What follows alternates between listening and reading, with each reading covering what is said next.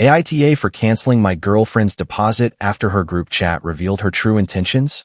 I'm Ash, a 41-year-old guy, and by the time this happened, Marissa and I had been together long enough that her mother still asked me to carve the turkey and my friends had stopped saying, "Your girlfriend," like she was temporary. We weren't kids playing house. We had a shared savings goal, a folder full of rental applications we kept saying we would finish, a list of furniture we agreed not to buy until we found the right place, and a Sunday habit of splitting coffee while pretending errands were dates. That was why I was slow to believe what I was seeing. Not because I was blind. Not because I thought Marissa was perfect. We had normal arguments. She could be warm one minute and impossible the next. I could be too quiet when something bothered me. She could hear a question as an accusation before I even finished asking it. But when you have years of history with someone, you don't expect to find out they have been living in two versions of the same relationship. The signs started small, which is probably why I ignored them at first. Marissa began putting her phone face down whenever a group chat notification came in. She stopped posting pictures of us together, but if her mom texted her asking what we were doing for dinner, she would still send a picture of the two of us on my couch with takeout containers on the coffee table. She said she needed space. I understood that at first. People need room to breathe, especially when a relationship gets serious enough that every conversation starts sounding like a contract. But her kind of space had rules that only seemed to apply to me. Space meant fewer Friday nights with me, but more happy hours with the group. Space meant she didn't want me asking relationship questions, but she still wanted me to help edit a rental application. Space meant I should not come to a backyard barbecue because it was mostly girl talk, but photos later showed Cole sitting next to her at the picnic table with his arms stretched across the back of her chair. Cole was part of the larger friend circle. Not my best friend. Not a stranger either. He was 42, divorced, funny in that lazy way some people confuse with charm, and he and Marissa had always had a little unfinished static between them. Nothing I could point to without sounding insecure. A joke that lasted half a second too long. A touch on the shoulder that didn't need to happen. An old story she would tell about how they almost went out years before me. I didn't like it, but I also wasn't going to be the guy who tried to police every smile. One Sunday, we were in my kitchen while coffee dripped into 2 mugs. Marissa was standing barefoot near the counter, scrolling on her phone. I was cutting a bagel in half, and she was telling me about needing emotional breathing room. Space doesn't mean I don't love you, she said. I set the knife down. Then what does it mean? It means I need you to stop turning everything into a courtroom. That caught me off guard because I hadn't raised my voice. I hadn't even asked anything yet. I only nodded and said, "Okay." She softened immediately. That was one of the things that made Marissa hard to stay mad at. She could go from sharp to sweet so fast it made you question which version was real. "I'm not trying to hurt you," she said, sliding her hand over mine. "I just need things to feel lighter for a while." That same afternoon, she asked if I could send my part to the savings goal before Friday, because she wanted the number to look better when we applied for a place. I remember staring at the message later. "Need space. Still love you. Send your half." At the time, I told myself relationships were messy, not malicious. Then the barbecue happened. Marissa had told me not to come because it was mostly a girl's thing, and I didn't argue. I ordered dinner, folded laundry, and watched a game with the sound low. Around 9, I opened Instagram and saw a photo from Dana's story. Dana was one of our mutual friends, closer to Marissa than to me, but always decent to my face. In the picture, Marissa was laughing at a picnic table with a plastic cup in her hand. Cole was beside her. Kyle was there too, along with 3 other guys. I texted Marissa, "I thought tonight was girls only." She didn't answer for almost an hour. Then she wrote, "Don't start." Cole was there for like 20 minutes. A minute later she added, "You're being too sensitive lately." I looked at the picture again. There was Cole, sitting close enough that their knees were touching under the table. There was Kyle in the background holding a plate. There were enough men in the photo to make girls only look less like a misunderstanding and more like a costume. Still, I didn't explode. I didn't call her 50 times. I didn't show up somewhere and embarrass myself. I just put my phone down and let the feelings sit. A week later, we were at a casual lunch with a few friends. Nothing big, just sandwiches and iced tea at a place we all went to when nobody wanted to cook. Jordan, a guy from the group, walked in late and said, "Oh, I didn't know the ex was coming." The table went quiet for half a second. Then he laughed too loud and said, "I'm kidding, man. Bad joke." I looked at Marissa. She smiled like her face had forgotten how to move naturally. He was joking. On the drive back, I asked, "Did Jordan just call me your ex?" She looked out the passenger window. "Ash, please don't make a whole thing out of one dumb comment. That's a weird dumb comment. You've been looking for reasons to feel attacked. I'm asking why someone thought that was a joke. And I'm saying you're too sensitive lately." There it was again. Too sensitive. It started becoming a lid she put on every question. The day I saw the group chat preview, Marissa had come over because she said she missed me. She walked in with her hair still damp from a shower, wearing the old sweatshirt she used to steal from me. She kissed me like we were fine. She put a small grocery bag on my counter and said she brought the cereal I liked because it had been on sale. Little things like that were what kept me from trusting my own discomfort. People imagine betrayal as one big, obvious event. Sometimes it looks like someone buying your favorite cereal while lying about your entire relationship.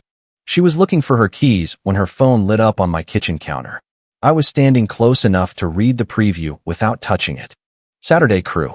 Don't invite Ash. Your ex still thinks he has a chance? My first feeling wasn't jealousy. It wasn't rage. I felt edited out of my own life. I didn't pick up the phone. I didn't try to unlock it. I didn't scroll. I took one picture of the lock screen with my own phone because I knew exactly what would happen if I asked her without proof. She would tell me I misunderstood. She would tell me it was a joke. She would ask why I was staring at her phone instead of explaining why people were calling me her ex. My hand shook a little after I took the photo, but my voice was normal when she came back into the kitchen. "Found them," she said, holding up her keys. Then she smiled, soft and easy. "Hey, babe, can you grab the deposit for Saturday? I'll send it back Friday. I'm short until then." I looked at her phone sitting between us, the screen dark again. "For what?" I asked. "The dinner thing," she said. "Dana's trying to reserve the table. It's just easier if one person covers it." "The dinner I'm not invited to?" She blinked. "It's not like that." "What is it like?" "It's mostly the girls. You wouldn't have fun." I nodded once. "Sure. Send me the details." She kissed my cheek. "Thank you. I knew you'd understand." I did understand, just not in the way she thought. When the payment request came through, I let it sit.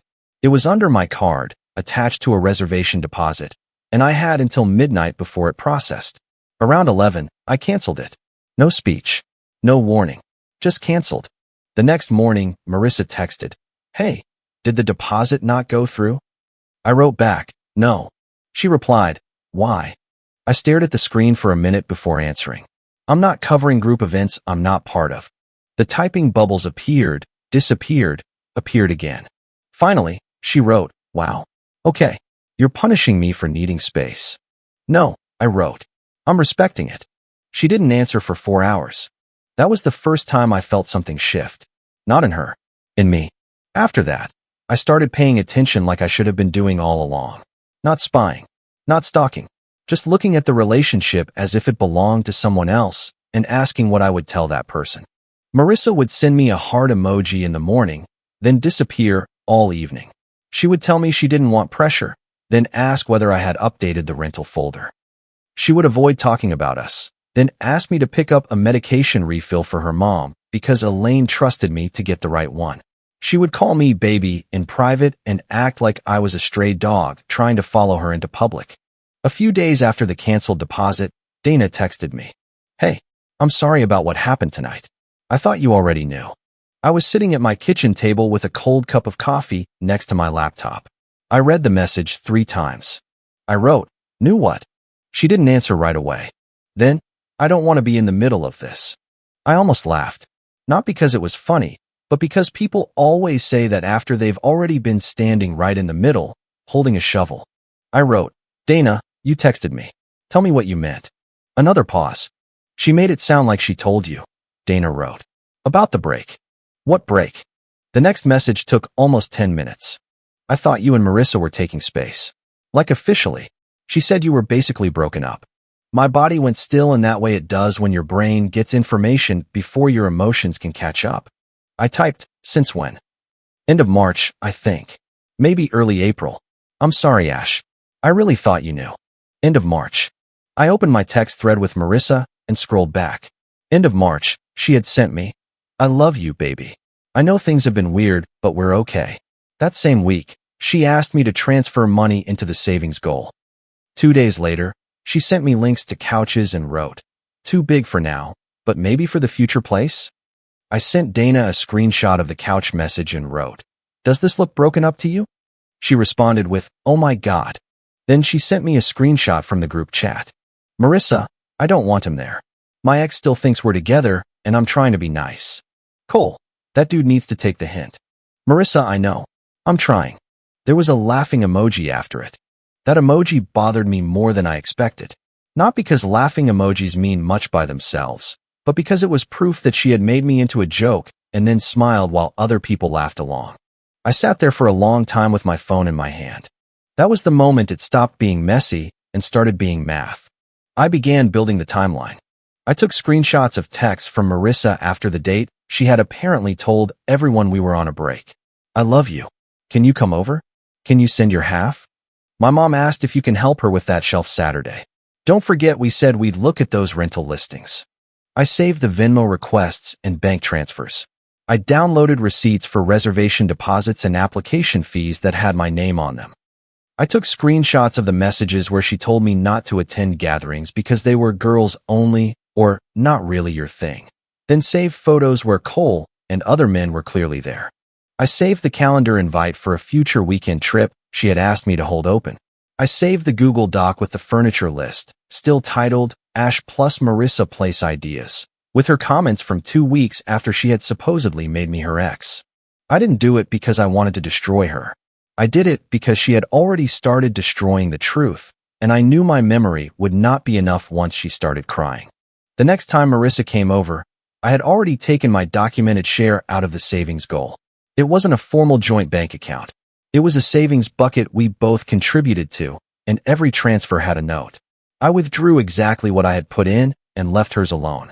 I canceled 2 reservations that were under my card. I returned a small furniture hold we had paid for with my card and kept the receipt. I boxed the things she had at my place. A hair dryer, 3 books, a jacket, the sweatshirt she had walked in wearing that day, and a ceramic mug she always used even though she had once said it was ugly. When she walked in and saw the box near the wall, she stopped. "What is that?" she asked. "Your stuff." Her face changed. First confusion, then hurt, then calculation. "You're being dramatic." "No. So that's it. I need space and you box my things." I leaned back against the counter. "You told me you needed space. You told them I was your ex. Those are not the same thing." Her eyes narrowed. "What are you talking about?" "I'm talking about Saturday Crew." She went very still. Then she said, "You went through my phone?" "No. Your phone lit up on my counter." Dana confirmed the rest. Dana had no right. "That's what you're worried about. You don't understand how it sounded," she said. "We were in a weird place. We were in a weird place privately. Publicly, you made me an ex who couldn't take a hint." She crossed her arms. "I didn't want people asking questions. So you answered questions by lying. That's not fair." I almost smiled, but not because anything felt good. "Marissa, you asked me to cover a dinner deposit for people you told not to invite me because I was your ex." Her voice got softer. "I didn't think you'd take it like this." How was I supposed to take it? I was confused. "You were clear enough to ask for money." That landed. She looked away. For a moment, the room was quiet except for the hum of the fridge. I could smell the laundry detergent from the folded towels on the counter. It was such a normal room for such an ugly conversation. She stepped toward me. "Ash, I do love you. I'm not arguing with that." "Then why are you acting so cold?" "Because warm is what you use when you want me useful." She flinched like I had raised my voice. I hadn't. "You're making me sound horrible," she whispered. "No," I said. "I'm describing what happened." She left crying, but she took only 1 book from the box. I think she wanted the box to stay there like proof that I was the cruel one. For the next several days, Marissa tried every version of herself on me. First came sweet Marissa. "I miss my best friend," she texted. I replied, "Logistics only for now." Then came wounded Marissa. "I can't believe you're throwing years away over a misunderstanding." I replied, "Calling me your ex while asking me to act like your boyfriend is not a misunderstanding." Then came angry Marissa. "You're collecting evidence against me like a psycho." I replied, "I'm keeping track of reality." Then came the silence. I knew that silence. It was the kind that waited for me to get nervous and chase her. In the past, I probably would have.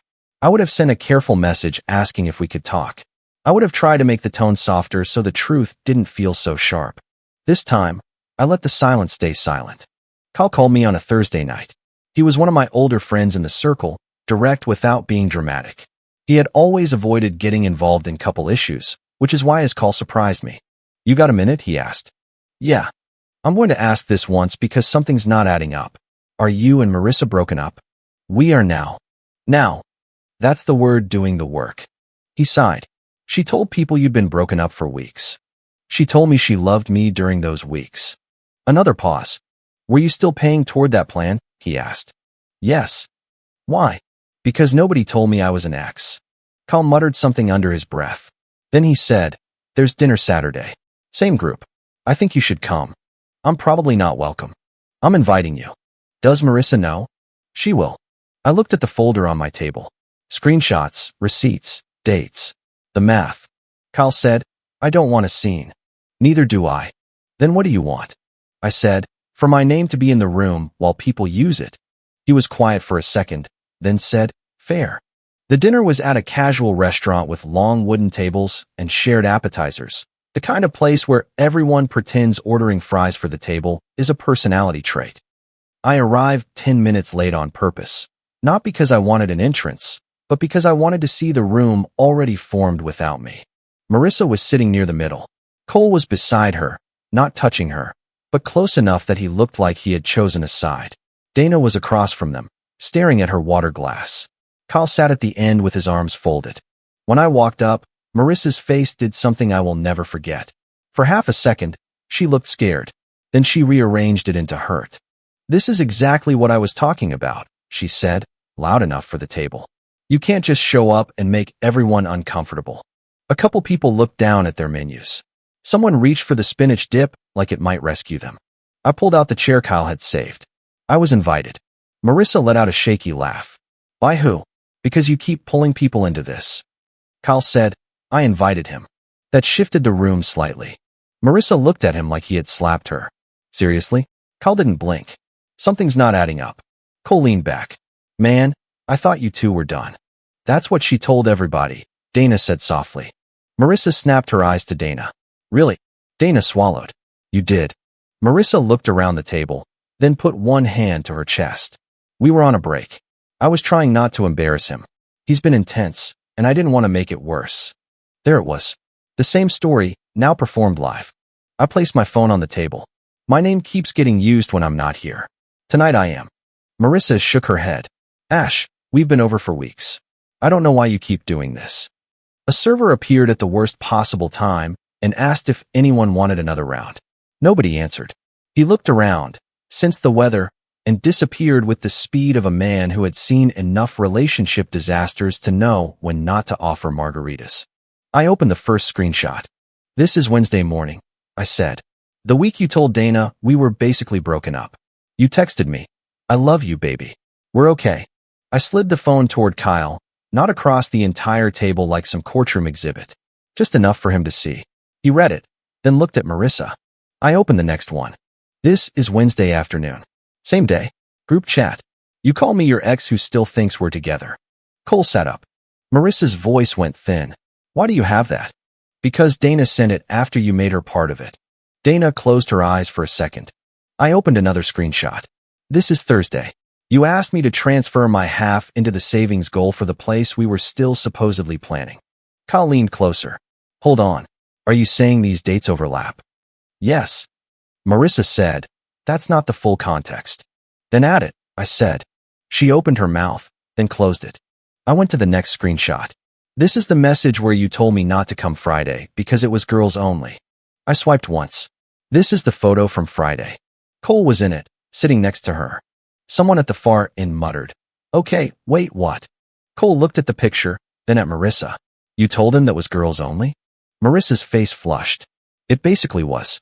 You were there for like..." Kyle cut in. "I was there for 3 hours." The room went quiet again. I opened the payment request. "This is the dinner deposit you asked me to cover after telling them not to invite me." Marissa's eyes filled with tears. You saved all this. I looked at her. You created all this. That was the first time she seemed to realize crying wasn't going to move the room back to her side. Her tears were real. I believed that. But they were not bigger than the facts. She wiped under one eye. I didn't want to hurt you. You hurt me and then used my reaction as a story. You're humiliating me. No, I said. I'm letting your two stories meet each other. Cole pushed his chair back an inch. Were you still with him when you told me he was your ex? Marissa turned to him. It wasn't that simple. It sounds pretty simple now, he said. You knew we were having problems, she said. I knew what you told me, Cole answered. His face had gone red, but not in an angry way. More like embarrassment had finally caught him in good lighting. You said he couldn't let go. You said you felt bad for him. I looked at her. That one I hadn't known. For a second, the hurt pushed through the calm. I had to put my hand flat on the table so nobody would see it tremble. Marissa whispered, I was trying to protect your feelings. I laughed once quietly. You told people I was unstable to protect my feelings. That's not what I said. Cole looked at me. That's basically what she said. Dana nodded, small and ashamed. She made it sound like you were having a hard time accepting it. I turned back to Marissa. You wanted me to act like your boyfriend in private and your crazy ex in public. I'm done playing both parts. Nobody spoke for a few seconds. That line did what yelling never could have done. It landed cleanly because there was nothing extra attached to it. No insult. No threat. No performance. Just the shape of what she had done. Marissa stood up. I can't sit here while you all attack me. Kyle said, nobody attacked you. You're taking his side. I'm taking the side of dates matching reality. She looked at Dana. Are you serious right now? Dana's voice cracked a little. I should have asked him directly. I'm sorry, Ash. I said, yeah, you should have. It wasn't warm, but it was honest. Marissa grabbed her purse. Cole didn't move to follow her. That made her stop. Cole, she said. He looked tired all at once. I'm not doing this. I'm not being part of whatever this is. You're really going to believe him? I'm believing your messages. He stood, put cash on the table for whatever he had ordered, and walked out the other direction. Not heroic. Not noble. Just embarrassed enough to leave the mess he had helped decorate. Marissa left a minute later, crying harder now. A couple people watched her go, then looked at me like they were waiting for me to chase her. I didn't. The rest of the dinner died slowly. Nobody knew what to do with the fries. Someone made a weak comment about ordering dessert and then immediately apologized for speaking. Kyle asked if I was okay, and I said, not really. That was the most honest thing I had said all night. Afterward, the consequences came in uneven waves. Not the dramatic kind where everyone suddenly became righteous. Real consequences are usually quieter and more awkward. Dana texted me the next morning. I'm sorry. I should have said something sooner. I didn't want to insert myself, but that was cowardly. I wrote back. I appreciate the apology. I'm not ready to make you feel better about it. She replied, fair. Kyle called and said, for what it's worth, I told a couple people to stop repeating her version unless they wanted to include the screenshots too. I thanked him. 2 people from the group disappeared completely, which told me enough. One sent a message saying, I always knew there was more to the story, even though he had liked every joke Cole made in the chat. I did not answer that one. Cole texted me 2 days later. I thought you two were done. That's what she told me. I shouldn't have run my mouth in the chat. I read it while standing near the box of Marissa's things. I wrote, you should have asked more questions. He replied, yeah, I know. That was all I needed from him. I didn't want a friendship. I didn't want a revenge alliance. I wanted the lie corrected where it had been spread. Marissa tried to rebuild her victim image, but the problem with receipts is that they are boring in the best way. They don't get tired. They don't raise their voice. They don't panic and contradict themselves.